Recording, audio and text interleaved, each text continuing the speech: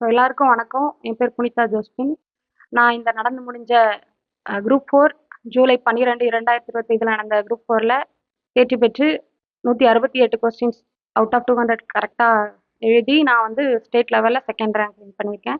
So இந்த வெற்றிக்கு முழுமுதற் காரணம் நான் வந்து எந்த இன்ஸ்டிடியூட்டுமே போல. நான் தனியாவே உட்காந்து கவர்மெண்ட்லயே எல்லா நம்மளுக்கான மெட்டீரியல்ஸ் எல்லாமே ஏஎம்டிஎன் அந்த சேனல்லே நம்மளுக்கு சிலபஸ் வைஸ் எல்லா கன்டென்ட்டுமே குடுக்குறாங்க. ஸோ அத வச்சு மட்டும் தான் நான் இது பண்ணேன். தமிழ்ல 88, ஜிஎஸ்ல வந்துட்டு நான் 80 கொஸ்டின்ஸ் போட்டிருக்கேன்.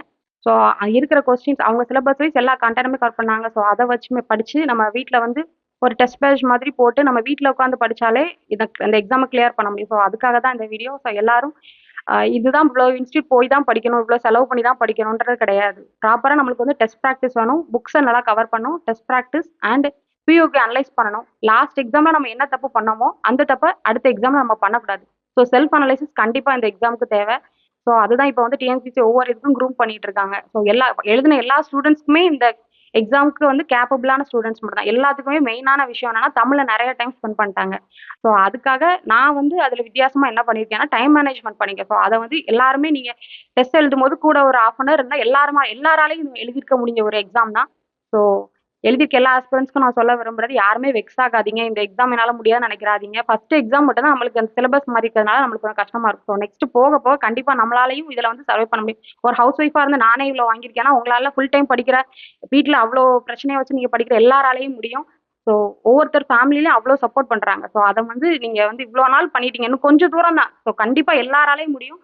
ஆஹ் என்ன சொல்ல, நிறைய இதுல வந்துட்டு நீங்க எங்க சேனல்ல படிச்சீங்க, எங்க இன்ஸ்டியூட்ல படிச்சீங்கன்ற மாதிரிலாம் நம்மளுக்கு வந்துட்டு இதுல வந்து ஆஃபர்லாம் கூட கொடுக்குறாங்க. ஸோ அந்த மாதிரி நான் எதுவும் நான் சொன்னா நீங்களும் வந்துட்டு அதுல வந்து பிளேம் ஆக்கிடக்கூடாது.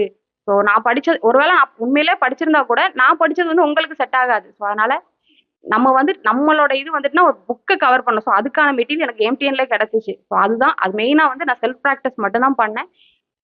அதுக்கு தேவையான எல்லாத்தையும் நான் சர்ச் பண்ணி படிச்சேன். ஒரு திருக்குறள் படிக்கிறதா இருந்தா கூட என்னால வந்து டெய்லி எனக்கு டிஸ்கஸ் பண்ணி படிக்கிறதுக்கு ஆள் கிடையாது. ஸோ அதுக்காக நான் என்ன பண்ணியிருந்தேன் அப்படின்னா அதுக்கு நான் வந்துட்டு யூடியூப்ல இருக்கிற நிறைய ஃப்ரீயா மெட்டீரியல்ஸ் கிடைக்கும். ஸோ அதை யூஸ் பண்ணிக்கிட்டேன்.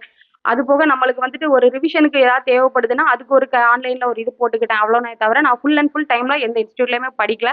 ஸோ நீங்களும் வந்துட்டு உங்களாலையும் முடியும். எங்க இருந்தாலும் இது வரைக்கும் எந்த இடத்துல இருந்தீங்களோ அதே இடத்துல விட்ட இடத்துல இருந்தே ஆரம்பிங்க. உங்களாலையும் முடியும். உங்க ஃபேமிலி சப்போர்ட் எனக்கு வந்து என்னோட ஃபேமிலி சப்போர்ட் மெயினா என் ஹஸ்பண்ட். ஏன்னா எங்க அப்பா சொல்லி வளர்த்து தன் பாதி தெய்வம் பாதி சொன்னாங்க. ஸோ அந்த மாதிரி உங்களால் நீங்க பாதி முயற்சி பண்ணீங்கன்னா இந்த பிரபஞ்சமே உங்களுக்கு தேவையான ஒரு இதை கொடுக்கும். நீங்க எங்க எதை தேடுறீங்களோ அது கண்டிப்பா உங்களுக்கு வந்து கிடைக்கும்.